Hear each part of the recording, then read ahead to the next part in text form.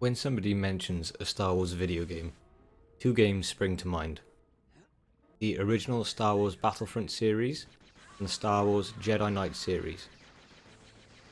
17 years ago, LucasArts gave us one of the most memorable and engaging Star Wars stories ever be told in a video game.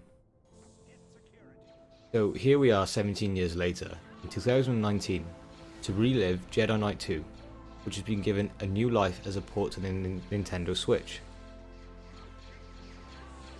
But can our nostalgia keep this game on the high pedestal that it has been kept on for 17 years?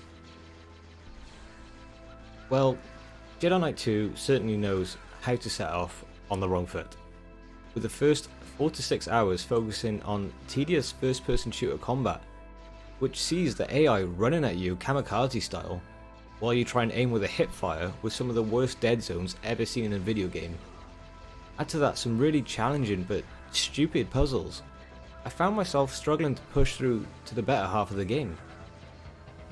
Jedi Knight 2 is known for its fun saber combat, but the fact that it's locked away for the first portion of the game is extremely frustrating, especially since the gun mechanics are not up to par with any era of gaming.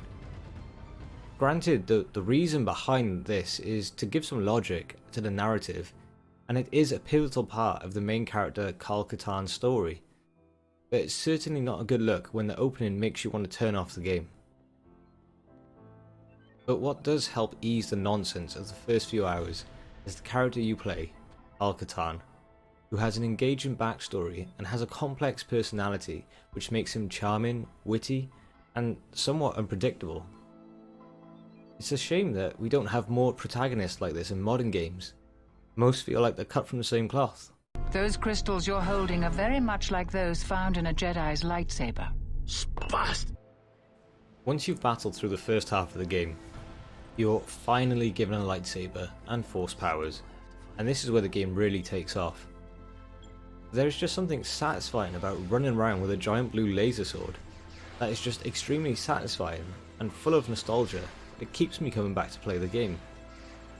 Combined with the force powers, you become an unstoppable force as you breeze through the stormtroopers and generals, throwing them off the map with your force push, or throwing your lightsaber at them like a boomerang to kill an enemy from afar.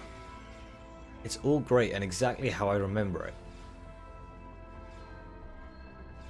You will also encounter other force and lightsaber wielding enemies, which offer a better challenge and really bring out the kid in you as the Star Wars soundtrack swells in your ears against the clash of lightsabers.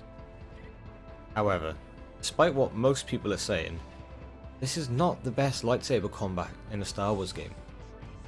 In fact, now playing the game 17 years later, I do not feel it has aged well. The nostalgia can carry you through the first few hours no problem, but when the game fails to provide an intricate combat system, it really does become just a series of button mashing to defeat your enemies. When we have games today like For Honor, Dark Souls, and even Assassin's Creed, the combat system does feel extremely dated, and it's a shame that they decided to only port the game to the Switch and not bless it with some updated mechanics. It's not to say that this is a bad game, as I appreciate its age, but I'd be much more up for a port of the Force Unleashed series, as I feel that would have more replayability and be more of an engaging port from a gameplay perspective. And at the end of the day, it's good that the story is there, and it is definitely a good story, one worth telling, but I'm here to play a video game, and if the gameplay is a chore for the first few hours and then nostalgic but tedious by the end, it begins to give way.